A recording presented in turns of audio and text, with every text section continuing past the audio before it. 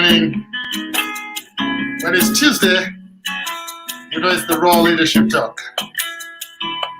We are glad to bring you the Raw Leadership Talk today, all the way from South Africa. Joining us, our guest for this month, Dr. Paul Kariuki. Joining me from Durban, even though I'm in Pretoria. Where are you joining us from? We'll be glad to hear from you, even as we listen to this instrumental of Let's Go Back Home. And get ready for today's candid discussion.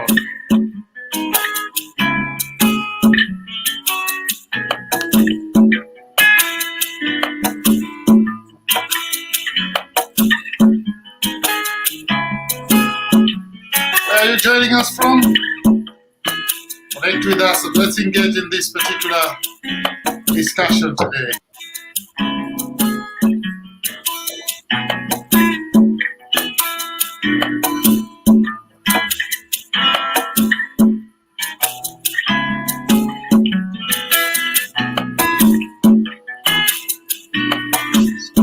Our Leadership Talk is brought to you by the Africa Center for Public Speaking.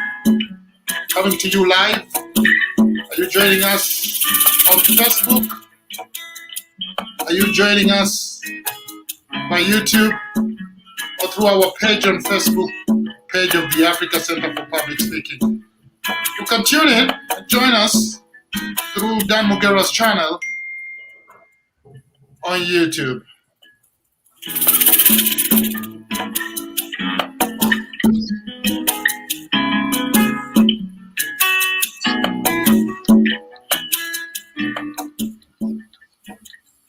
Dr. Paula, how are you? How are you been last week? I'm very well, thank you. I say I'm winning. It's been a great opportunity to serve and to be here today. Great. Ladies and gentlemen, those who are joining us for the first time, the Raw Leadership Talk is coming to you from South Africa. I'm here together with Dr. Paul, even though we are in two different cities. I in Pretoria and Dr. Paul is in Durban. Dr. Paul, I know we have been doing different discussions since the first Tuesday of this particular month, and today we are looking at what organizational leaders are saying about the future of hybrid work. I mean, of hybrid work, yes. And so, if you're joining us, that is the topic for the day: the future of hybrid work. But again, what organizational leaders are saying about that. And it will be important, Dr. Paul, for you to expound for us exactly what is hybrid work. So thank you again, Mr. Den, for having me on the show again. And I appreciate the opportunity to build on what we spoke for the last 2 weeks about the future of workplace. Now that COVID-19 has hit and every country, no country has been spared, and therefore no organization has also been spared. So there has been a lot of shifts in different spaces, from organizational leadership, from staffing, from operations, from strategic revisioning of organizations. So there has been just quite a lot of changes taking place. So hybrid workplace simply means a flexible workplace that allows in-office personnel to co-work together with those who are in remote places for achieving the goals that they have set for themselves as an organization. So it's a combination of different workforces working from different places, some in person and others outside of the office, or what we call offsite. Mm-hmm. Wonderful. There are wonderful definition of hybrid work. So how have organizations adapted to hybrid work? Is it a challenge or is it an easy thing for organization to really adapt? Well, it has meant different things for different organizations depending on where they are at in terms of their own development and their own capabilities. And in capabilities in this case mean from a human resource point of view, from a technological point of view, and from the resources, financial resources, and other forms of capabilities point of view, where they have to be certain things in the workplace to facilitate the hybrid workplace. So, for instance, organizations had, most of them have had to reinvest in their technological capabilities, for instance, so that they are able to create an environment where their staff members can be able to work remotely and be able to still be effective towards achieving the set goals. Others have to also invest in data to allow staff members to be able to connect and be able to work effectively online. Others had to change their workspaces so that there is a little bit more of connectivity with each other, and perhaps break the walls, if we're to say so, where people work independently. Workplaces have been redesigned so that they can be able to accommodate different ways of interaction, partly to enable staff to be able to make changes and to adapt to the changes. Because one of the things we spoke about last week in our show was that there has been a noted increase in mental health issues because of people working isolated way and feeling a little bit disconnected to organizations and to people. And so organizations have redesigned their own working spaces to facilitate connection and building up of relationships and social fabric of their own organization. So in terms of how organizations have adapted, there has been several factors of consideration depending on their capabilities, whether it's human resource or financial resources or technological capabilities. Wonderful, wonderful thoughts. For those who are joining us, we are talking about what organizational leaders are saying about the future of hybrid work. Now, everything has foundation, Dr. Paul. Yes. And when you make foundation, you also have to create strong pillars for sustainability, or to make sure that whatever you have created really works. What are the pillars of hybrid workplace? I would like to categorize them into two main categories, so that because there are so many of them, but I think there are two main that stand out for me. One is flexibility. One of the things that COVID-19 has done for all organizations, institutions, governments, and any other sector representation has been about flexibility. There is no organization that will be able to stand even long for long if they are going to be static and undynamic. And so one thing that supports hybrid workplace is flexibility on all stakeholders. So from leadership point of view, its ability to engage and understand your workforce. From employees' point of view, is adapting to the different dynamics that the organization may be setting up, so that productivity is not affected, and also the wellness of individual employees is also not affected. So flexibility also in terms of strategy, flexibility in terms of rethinking the way organizations see themselves in the world, and in terms of also how to allocate resources. That has seriously been influenced by the way COVID-19 has reshaped the workplace. And so flexibility is an important pillar to support hybrid workplace. The other factor is support. Support in many ways here may connote leadership sensitivity towards their workplace. As just reiterated, that one of the biggest things that organizations are doing now is to create wellness programs to ensure that their workforce is in the best social and mental health as possible as they can possibly make it work. And the other support is ensuring that there are strategic policies within the organization that support the organization to stay relevant and sustainable long-term because of the implications of COVID-19. So support is both organizational, it's also about employee, and it's also about the work. So the support here for work-related purposes is to create synergies between teams and between management, so that there is complementarity of efforts, and at the same time the complementarity of efforts is underpinned by sympathy and empathy. We're feeling each other's world constantly. At the same time also we are able to transcend whatever situations that may come across. Some members of staff, for example, fall ill. Somebody within Yes. the team must pick up that work, and without asking for extra pay, for example, and just to Mhm. know that their support at this time is needed to get the organization working and is not an exploitative situation. So support is moving in different phases depending on the need at part time, but it has to be there as a pillar, and support must be interpreted part time. What support is needed? Is it organizational? Is it financial? Is it emotional? Is it management support? What support is needed? But it has to be there for a workplace, hybrid workplace, to be functional and productive for everyone. Wonderful, wonderful, wonderful thoughts there. But are there things that needs to be in place, Dr. Paul, for hybrid workplace to be successful? Definitely, there has Talking to be. about that, also you could also bring in some of the things that you think could actually make hybrid work impossible or a failure. Yes, and I'm happy to talk to both. So let's start firstly with what would make it work. What would Mhm, make it work, number one, is flexible use of technology. Yeah, mhm, one of the things that COVID-19 has made it possible is for us to appreciate that technology is a friend of us, is an enabler. It is not is not an enemy like it used to be perceived.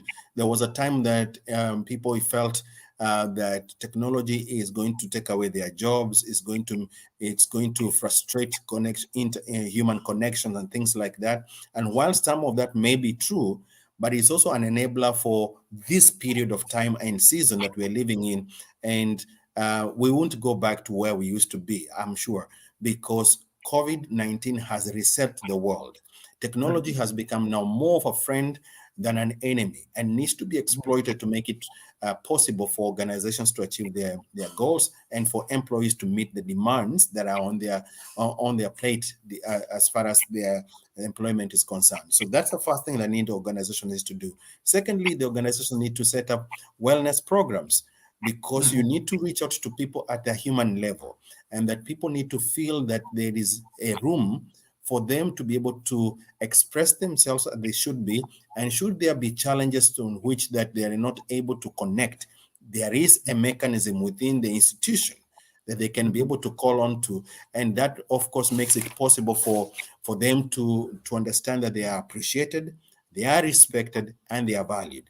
The other aspect, of course, is to create safe and efficient facilities that will enable people to work together. So, like I said, there is restructuring of organizational workspaces so mhm. that people can be able to interact and can be able to work well. And therefore, these spaces become also therapeutic. Yeah, Okay. where people can feel that this environment is enabling them to work and increase their productivity, and not vice versa. So Mhm. let me talk about what can make hybrid work not work or not successful. Very Firstly, important. Very is important. static leadership, a Mhm, leadership that is out of touch with its own workforce. That will make hybrid work very impossible, because the driving force here is the mandate of the organization, rather than people who make the mandate possible. And if we go by the virtue that human resource is your best asset that you must mhm, look after as an organizational leader, it must therefore be that people be able to be to make them productive. You have to adopt a leadership style that makes that productivity possible. And so, mhm, one thing that can hinder hybrid workplace to work is a static leadership. Secondly, is also static workforce, a workforce that is not ready to adapt to change.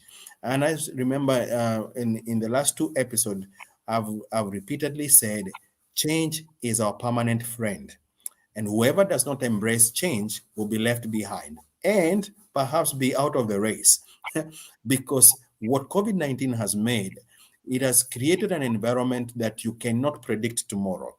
And mhm, therefore, because of the uncertainty that surrounds our environment at the moment, it calls for everyone to be flexible in the way they interact with their world daily, but are mhm, also to embrace change, whatever mhm, change may be, change of thinking, change of interaction, change of resources, even change of careers. There are mhm, so many things happening at the same time, that are demanding a way we think and see ourselves in the world.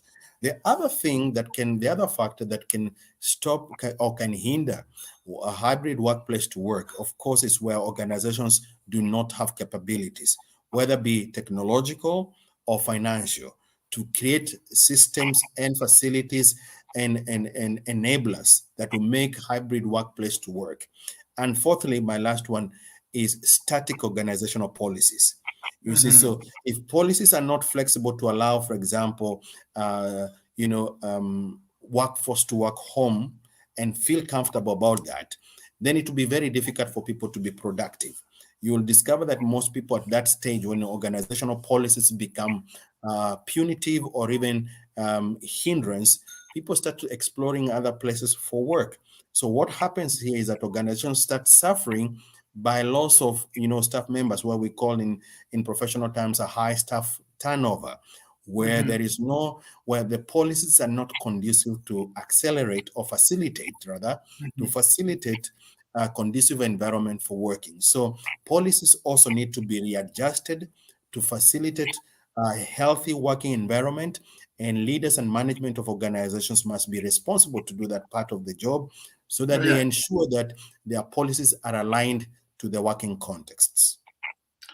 Thank you very much. I think that's very, very, very, very wonderful Mm, indeed, mm, mm, and it leads us to a very important aspect of this entire mm.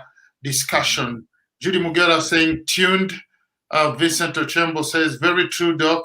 Organizational policy should be progressive and conducive for all the staff. For those who are joining us right now, we are talking about what leaders, organizational leaders, are saying about hybrid work.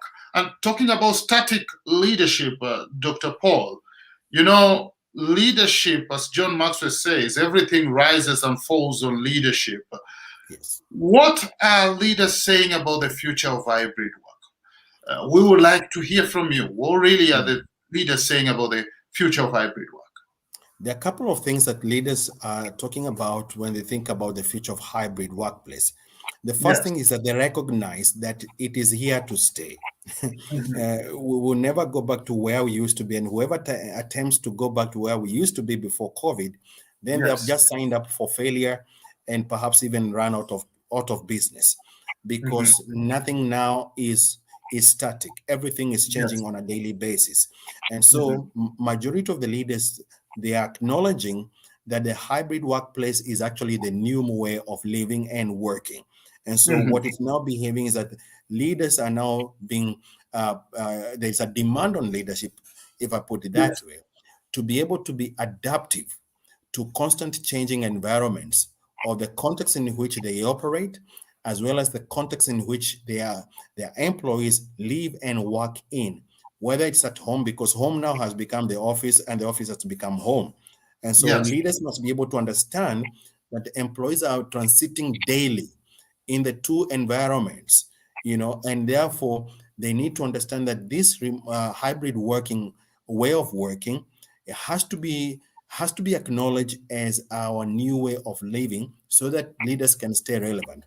In fact, a recent survey that was done by one of the international human resource organization called McKinsey reported that 52% of workforce worldwide still prefer to work hybrid.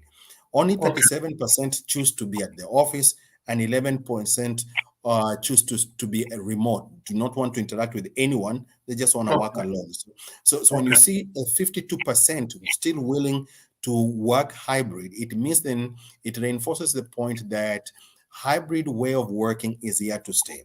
The other thing that the leaders are reporting is that they have seen, for those organizations that have created changes that are being adaptable to the changing environment, they have reported increased productivity of Okay. both organizations and of employees. The more employees feel flexible to work at different paces and at different times to meet the demands of the organization, the more happier they are becoming and the more productive they are becoming.